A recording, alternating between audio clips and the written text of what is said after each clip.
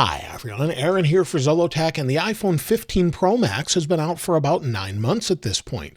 It's crazy how fast time flies, and it's that time again to sort of take a look at its overall durability, how battery health is holding up, what battery life is currently like, and what it's been like to use over the past 9 months as my main phone. Now, like I said, this is my main phone. This is the one I use every single day, and the overall durability of it is pretty decent overall. It depends on how you look at it. Now, I'm not using a screen protector or a case, and I do that for a couple reasons. I like to see what it's like to use without that. I like the texture of it, but I also want to see how it holds up over time. I do have Apple Care if something happens to it, and as far as overall scratches and things like that, well, it hasn't held up as well as I had liked, but it does have some overall durability issues and concerns, I think, and this year we switched to titanium. And with that titanium, you can see that it's actually sort of nicked up on the corners here. Now, initially when I got it, I did drop it. You can see that it's sort of scuffed up. Not too big of an issue, but of course a case would have solved that issue altogether. But if we look around the outside edge, you'll see this was the initial drop. It's been dropped a couple times, and this was basically on a tile floor from about 2 feet up or so.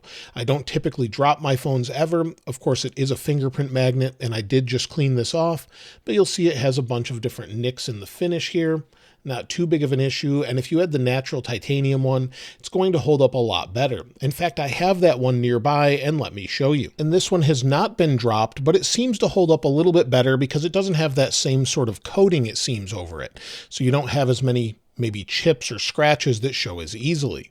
But in general, it seems to hold up pretty well, especially if you don't drop your phones. Now, just placing it down every day, just like this, picking it up, it's typically on a table just like this, or maybe a table or a bedstand or something along those lines, it does seem to scuff around the camera a little bit. This is not from dropping it, it's just from setting it down, picking it back up on a typical table like we have here, or maybe a wooden table. I never place it on things like stone or concrete, and you'll see it's just really hasn't held up as well as maybe the previous generation around those camera bumps. You do get some of that every year, but on the 14 Pro Max, you'll see there's some here. Sometimes it seems a little bit worse, but it's very familiar. It's what we've seen for many years at this point. And then when it comes to scratches on the display, well, there's quite a few here. You'll see in the lower corner, I typically get these every year in this same spot for some reason. And along the top, there's some light scratches here and there. Now, some people have said, well, I did a review and I set them on rocks. Well, the thing you didn't see is it had a screen protector on it, and it was typically sitting on a cloth you couldn't see that was folded underneath it. So those were not caused by actually filming a review of these early on, setting them on any rocks, because it never actually touched any hard surface like that.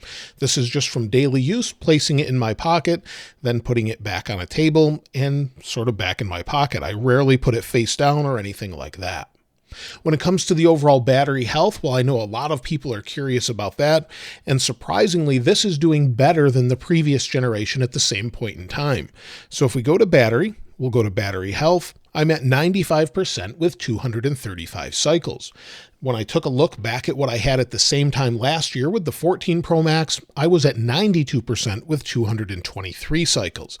So it actually is a little bit better, even though that's still a little bit concerning. The good news is with the 15 Pro Max phones and the 15 series this year, Apple has actually said they can be good for up to 1,000 cycles before you get to 80% in ideal conditions. So with regular charging, just using it regularly, I place it on a charger at night before I go to bed that's MagSafe, and it's Apple certified, so it actually has temperature sensors in it and everything to keep it cool. It does pretty well, but again, we're down to about 95%. Every 250 cycles, based off of that math, should give you about 5% battery health degradation.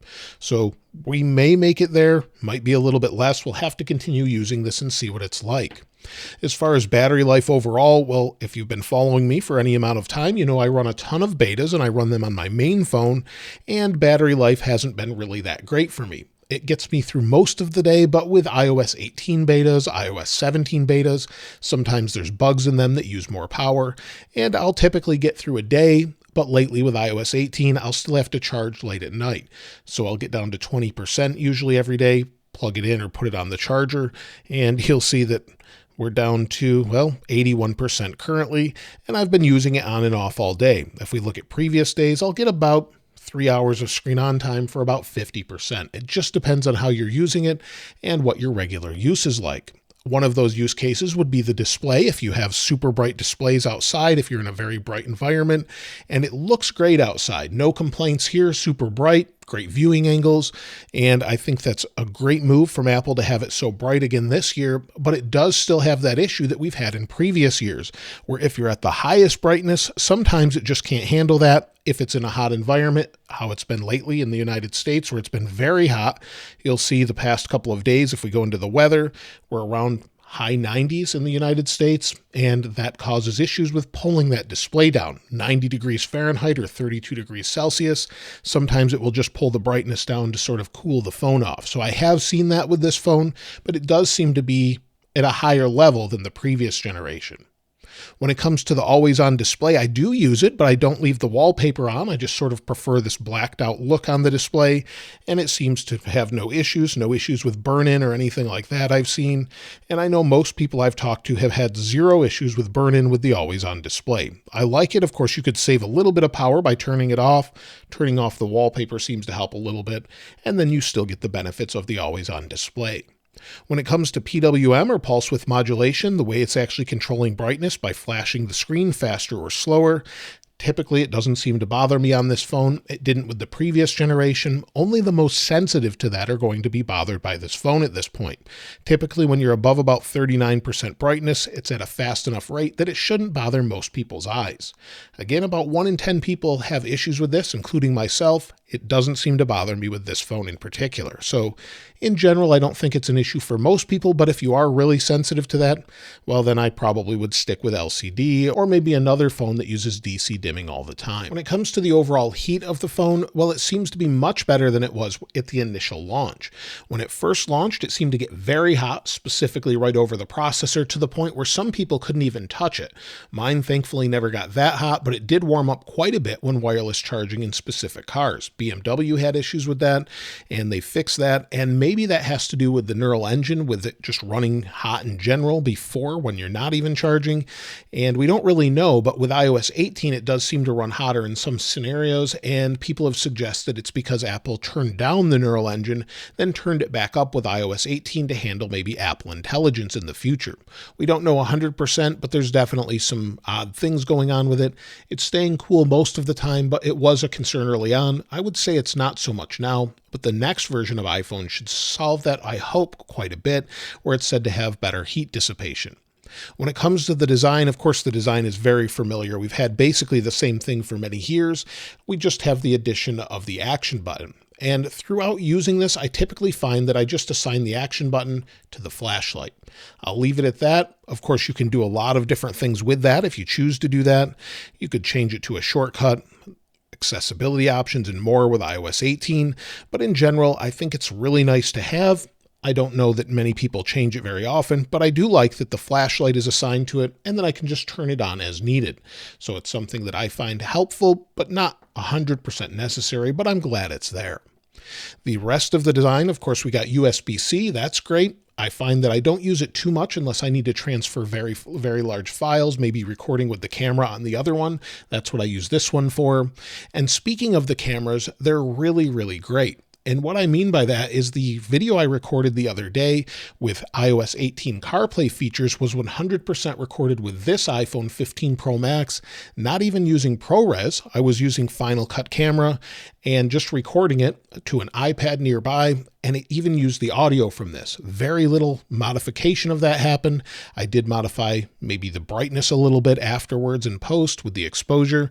Other than that, I barely touched anything. What you actually saw on that video was straight out of the camera, even with a little bit minimal lighting. So I'm pretty impressed with it. And of course, you can bump that to ProRes if you'd like. Apple films all their events with this camera now, and it's really pretty phenomenal. If you're starting a YouTube channel or you just want to record something quick, I would just recommend most people use an iPhone until you really find out what you want, because upgrading to a camera like the one we're using above here isn't really that necessary unless you have a specific scenario that you need it for.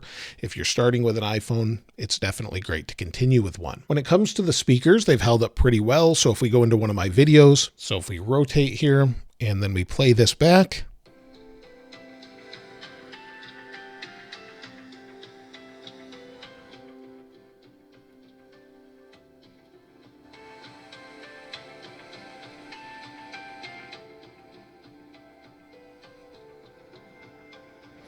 The speakers sound pretty good. They do sound a little bit muddy at the highest volumes, but in general, they've held up well. I've had no issues with the speakers distorting or anything else, and they've held up as you would expect.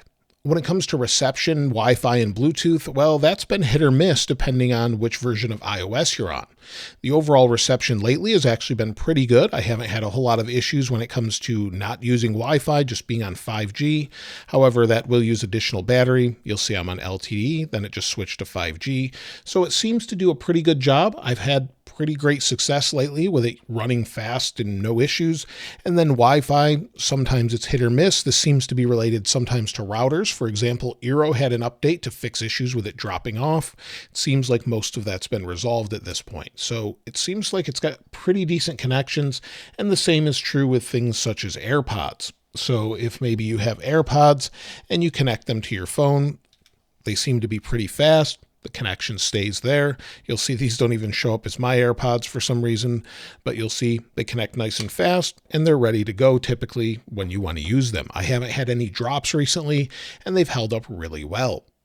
Now, iOS 17 and, of course, iOS 18, the next version, have been pretty good on here. Of course, we've had more bugs with iOS 17 than we've had in previous versions in many cases.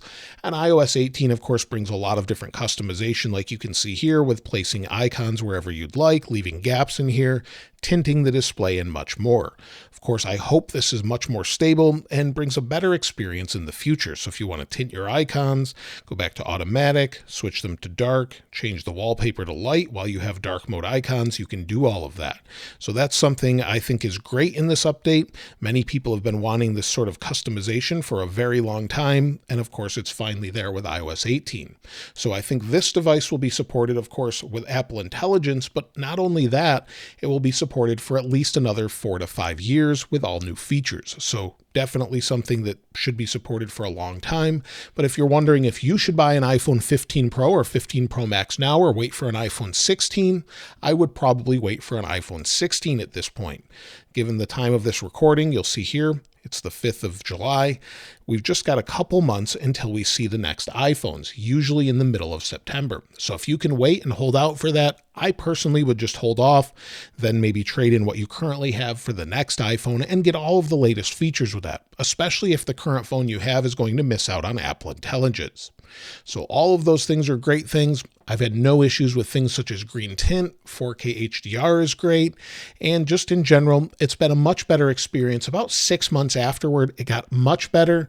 I think the iOS versions need more refinement, but in general, it's solid hardware. It's held up really well to just using it every day, not worrying about it, and general scratches, of course, will be there, but it works as I want it to work every single day. The major issues are with the software. So it's a really great phone. I hope there's some great changes in the future with iPhone 16 with maybe capacitive buttons and more, and maybe they'll get rid of the dynamic island eventually. But in general, I've been pretty happy with it, and maybe we'll see some major feature updates with iPhone 16. Let me know if you have an iPhone 15 Pro, 15 Pro Max, or any other phone. I'd love to hear what you think of it, and if you plan to upgrade anytime soon. Of course, I'll link this wallpaper in the description like I normally do.